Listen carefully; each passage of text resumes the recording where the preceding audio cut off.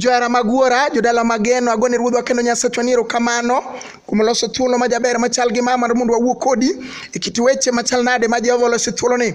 An mawuoyo kodi nyinga Pastor Goro Ongaro Isaiah, to kapok wawacho wach moro johera magwora to wadhi kulo wiwa piny mondo wami Nyasach polo kod piny duong'. Jehova mar oganda lweny rabi chieng' ma Jerusalem, iber manade Adonai Ebenezer El Gibo, chunya odendi jatend lweny erokamano kuom loso thuolo ni mondo yal weche ni ka kinde pod nitie ruodh lela mar kuom Yesu. Amen. Johera magwora, jodala mageno, adhi wuoyo kodi e ndiko maler mar Jehova mawuok e muma mar Samuel mar 2 ochike wang'e. Adhi wuoyo kuom ng'ama odong' ma piny okwamo godo, ng'ama odong' ma ji wuoye dong' ne. Kata ka ji ne dhi e chiro to wacho ni ng'ane to pod odong' chien, to ji wacho ni ajoa to ng'ane to ero dong' nade. Dho joka ng'ane mago to nodong' e aora, wakia kata ka moko lal. Kawuono adwa wuoyo kuom ng'ama odong' ma bende dong' neno ji neno. Ng'ama odong' nyar ng'ato modong' ma dong' neno kwamo neno, ji neno, ji wuoye, ineno dong' mar wuod ng'ato ma kata noting'o papers mabeyo to dong' ne ji neno, ineno dong' ne, iwuoye dong' ne lokore mbaka e kor gweng' dong' neno kako dong' no ji wuoye. Ji mbeke, ji wacho ne nyithindgi ni kik idong' ka wuod ng'ane. Nyathina ok adwa ni mondo michal gi yawuot joka ng'ane manodhi sikul to gima gitime kor gweng' ni onge. Gin yo giduong' aduga gikwayo ni ji e kor gweng'. Ka adwa wuoyo kuom ng'ama odong', duong' odog ni jatend lweny. Nyasachwa ber, ibiro paro ng'ama odong' kawuono. Jatego ibiro jalo ng'ama odong' kawuono. Muma kona niya, Daudi otimo maber ne Mefibosheth. Daudi nopenjo niya, mana andika mar Jehova, dipok odong'ie ng'at moro ma jadhood Saulo koso mondo atimne maber nikech ahera mana ahero go Jonathan. Tiende niya, nitiere ng'ama odong' e kor gweng' kanye dalano, nitie ng'ama odong', ji wuoye dong' neno. En bende kongi adier to wacho na adier, an taneno ka dong'. E nyiri wedewa mane wadongo go, mane wasomo go, aneno ka dong'. Nyaka mon mane watedo go e dalani aneno ka dong' na iwuoye. Seche ma ji dhi e aore, iwuoye dong' ne kaka jomoko noseyudo nyithindo ting'e tiendgi. En pod iwuoye gimomiyo dong', ipenje ni to koso kinde moko mane isomo, dine bedi ni nitie nyithindo moko ni kolo gi kudho e mane olwar piny. En bende kong'iyo to neno ka onge gimomiyo dong' okia. Kawuono wachungo chier mar choke Yesu jakonda mula.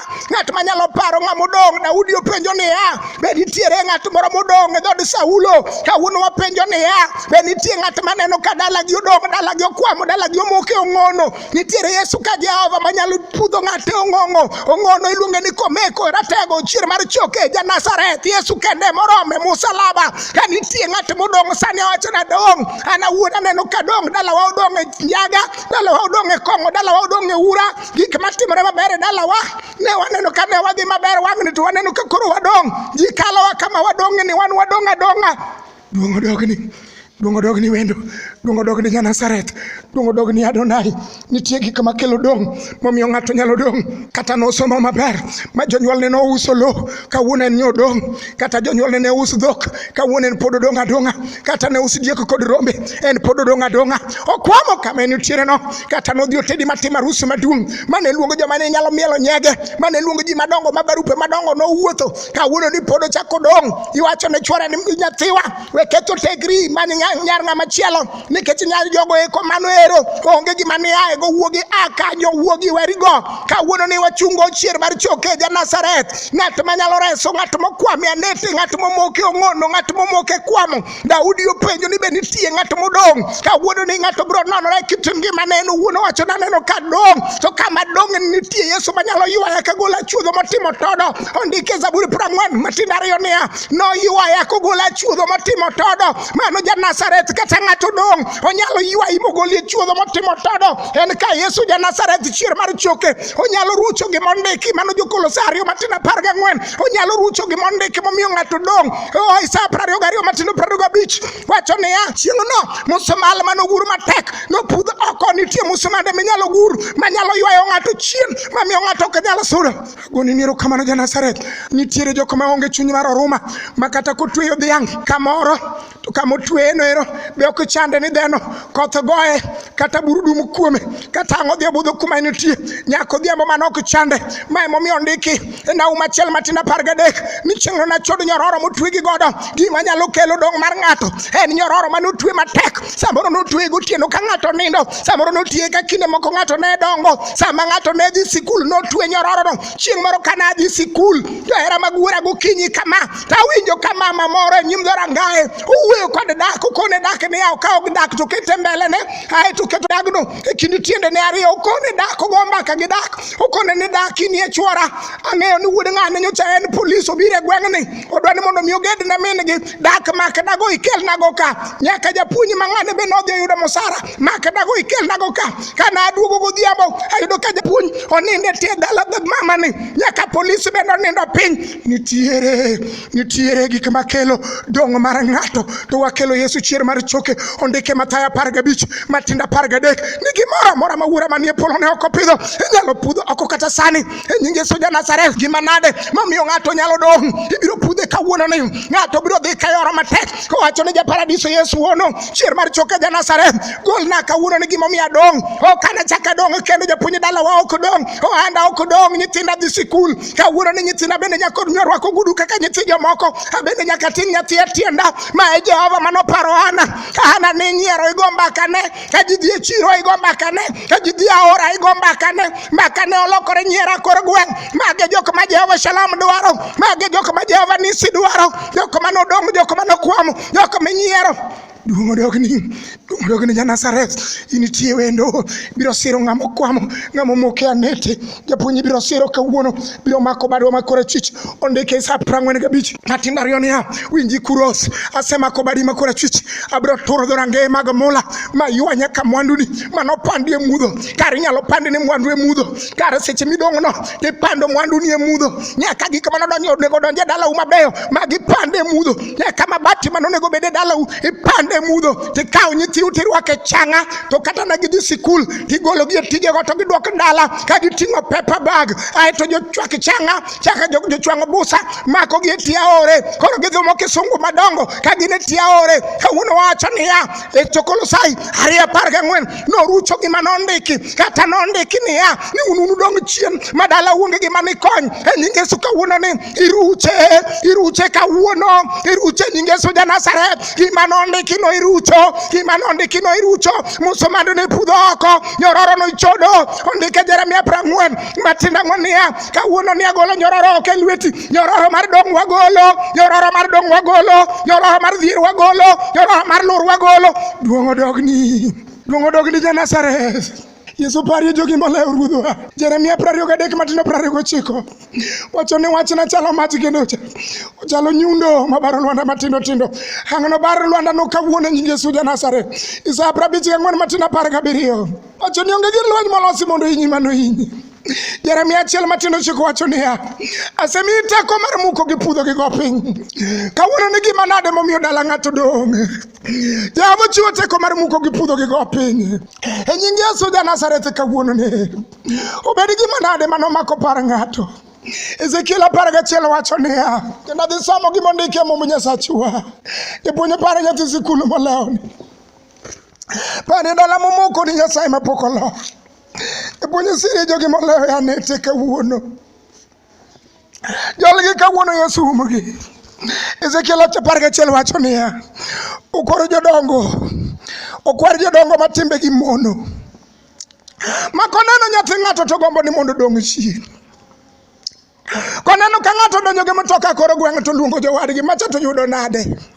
Ochakore nang'o ang'eyo dala gi kaka ne dala mokwamo dala mani muode ondelo tigwene odeyo dala mani chame kuon thing ok margi mondo sudi ok margi ni ngar wudi ng'ato kendo nyar ng'ato kendi ok margi kata biri arus mari kata ji chiemo tineno kokun jodongo gi Jehova chiko mondo wawuo kuom gi kawuono nyogi tamo ni awuoyo kanyalo sudo Jehova ndiko sani. Duong' odogni jatend lweny Roho noting'a malo Roho biro ting'i malo wawuoyo kuom Roho Maler manyalo ting'o ng'ato malo miyo wasigu mibed malo ma wasigu dong piny roho nyalo ting'i malo, ma wandi sud malo roho nyalo ting'i malo, ma nyaka nyithindi som roho nyalo ting'i malo, ma nyaka dak ni chung roho nyalo ting'i malo, ma nyaka dala ubene chal dala roho nyalo ting'i malo. Oting'o Ezekiel malo, obiro ting'i malo. Wachacha ni ruodhwa, kata ne wadong ibiro ting'owa malo, kata dala wa odong ibiro ting'owa malo, kata nyithinda odong ibiro ting'a malo, kata wanda no lwar Yesu ibiro ting'a malo. Lulu me ok dogona ohala piny, abiro holo lono wanda abiro sudo, nying Yesu ja Nazareth ibiro ting'a malo. Duong' odogni, roho no ting'a malo, motera dhoranga hekalu ma yo wuok chieng'. Naneno ji 25 e bath dhorangach kanyo, ji 2 kuomgi ne Jazania wuod Azur kod Palatia wuod Benaya ma jotelo mag oganda. Nyasaye nowachona niya, Jehova wuoyo El Gibo, Jehova Nisi, Yawe Adonai Nyasaye wuoyo, Jehova koko matek gi duol mar ng'uono. Owacho ne Ezekiel ni winji Ezekiel kawuono ma winjo wach. Mobedo piny mawacho na neno ka dalawa to osekwamo, dalawa olewo, dalawa unumoke andete, dalawa inyiero, wamoke asere kata mama modhi e chiro to ji usemo gi umgi, kata kama natede onge ng'ama omiya luor, kata jomoke mobiro mondo mi onyombi e kor gweng'wa. Dalawa oji ok nyal kale, wacho ne joka ng'ane mago dhier ni kanyo, dhier nogo raba stamp e dalagi, ndulme nogo raba stamp e dalagi, kongo nogo raba stamp e dalagi, magi gik ma gidong'e gi kwame, tuo nogo raba stamp e dalagi, mane kama ne gi kwame. Roho biro ting'i malo, Jehova biro ting'o dalau malo, Nyasacho biro ting'o odi malo, Jehova biro paro odi kawuono. Muma wacho niya, in wuod dhano, magi e joma timbegi mono makelo koko kod weche maricho e dalani. Kara nitie jomoko ma timbegi mono, ma sama ji nindo to ok ginindi, sami kendo ok ginindi, sami yudo tich ok ginindi, sami dwaro ni mondo mi ukendi ok ginindi. Onyiso Ezekiel magi e jodongo go.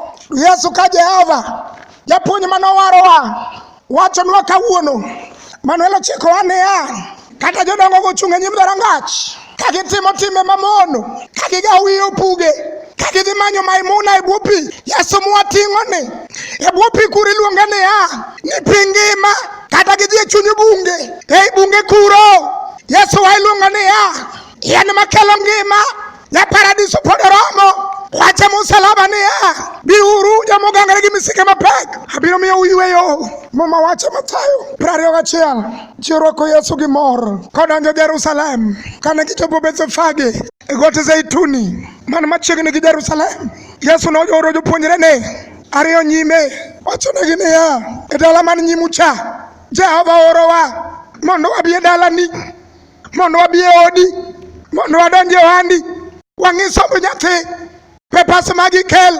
Wacho ni kada jodongo riedo nyim dhorangach, kata ne guru muso mande, wacho ni wadhi e nyim dhorangach, wadonja dalano, nitie ng'ama moko sani. Jehova wacho niya, wadonja dalano, ng'ama moko e dalano Yesu dware kawuono. Mama wacho niya, dhi uru e dala cha, Ruoth ochiwo amuri, kata jodongo nochung' e nyim dhorangach, wadonja dalano. Yesu mar polo, kata tuo nogo kidulo dala, wadonja dalano, kata ndulume nogo kidulo, wadonja dalano. Ka wasedonjo e dalano, dhi uru e dala man nyimu cha, to gi kanyono mudonje ubiro yudo kanyna motwe, kaachiel gi nyathine, utwegi gi nyororo, utwegi gi tuo, utwegi gi ura, utwegi gi dhier, utwegi gi koko, kata arus mane gitimo koro onge ndhathe, utwegi gi lweny, utwegi ni dala gi ka onge dhiang' madonge. Dhi uru e dala cha man nyimu cha, udhi yudo kanyna notwe. Samoro notwe higa mokalo, tuo siko. Samoro notwe kothin, nyathi onge, olokore ayany. Samoro notwe kano dhi sikul, gima nosomo kawuono ok konye. Dhi uru e dala cha, e dala ma udonje no, udhi yudo kanyna kanyna motwe twe gi nyathine nyathi ok konyo dala gima di konyo mama onge mama olokore janyiera minyiere koro gweng jaduong' nyiero ketela wachiel ma ende godo tiuru e dala cha dala ma udonjeno udhiyudo kanyna motwe gi nyathine ruth chiwa muri sibur chiwa muri jatend lweny chiwa muri wachono dhiuru e dala cha kata jodongo nochung' e nyim dhorangajno dhiuru e dalano kata noguru musumal dhiuru e dalano kata nondi gimoro dhiuru e dalano duong' odong' ni wendo duong' odong' ni Janazareth muma wacho niya dhiuru dala man nyimucha to gikanyono ubiro nwang'o kanyna motwe gi nyathine gonygiuru mondo ukelnagi uchiw ripot mondo ogony ng'ato e tuo e dhier e ura e sandruok e aseye gonygiuru ng'ama otweno gonygiuru kawuononi gonygiuru ng'ama olawono molewe anet gonygiuru ng'ama olewe aseno gonygiuru wang'eyo Jehova manoloko nying Joseph ma wuod Jakobo ka Joseph ni e jela igole korwako kunguru keto bedo prime minister nyaka askeje manyocha ne chwade gi segegeny nogo saruti ne Joseph nyaka wasigu mano wacho ni dala wuok nosudi ruth wacho ni gonygiuru gibiro neno ka dala usude nying Yesu Janazareth nyaka joma nowacho ni nyar ng'ani ok noyud nyathi ruth wacho ni gonygiuru kelnagi joma nowacho ni mama wuonge gi manone maber kuom nyithinde manonyuolo merwa wacho ni kawuono nyaka gonye dalani ruth wacho ni mondo okel ire mana muri moa kuom jatend lweny nyaka gonye ng'ato mokwame jela kawuono Yesu ema wacho ni gonygiuru mondo ji kik dong' e jela fweny adek matin aboro wacho naseketo dhoot e mbeleni maonge ng'ama nyalo loro gonygiuru aseketo dhoot e mbele makoro onge ng'ama chako loro gonygiuru wadhi kodi e lamo Jehova mar oganda lweny pare wuoyi modong' ni pare jaduong' modong' ni pare nyathi sikul modong' maonge sikul fich ni ruodh lela loke nyinge kawuono ruodha loke nyinge Jehova pare mama ma nyithinde olal ne ni ok onyal neno gi pare nyako ma wacho ni arus ne ok pok okonye ni Jehova siri jogi ruodha timnegi ng'wono ruodh lela herani malich mondo par jomaleria e ruodh kedo chung' kod jogi Nyasaye mapok olo sir gi Jehova el gi bo par jogi jatend lweny kuom nying Yesu amen. Johera magwara jodalo mageno an mawuoyo kodi nyinga Pastor Goro Ongaro Isaiah awuok e kanisa mar Bahati Ministries Ler e piny Kayole. Namba dang' iyudago en 0733 79 49 10 anuoyo namba dang' iyudago en 0733 79 49 10 namba machielo en 07 kendo 07 aeto 70 53 76 anuoyo namba machielo en 07 kendo 07 aeto 70 53 76 mad Jehova Nyasaye ma jasir joge ruodho ma jochung' gi joge oparu kawuono osiru kawuono osiru kiny osiru ndalo kod ndalo amen.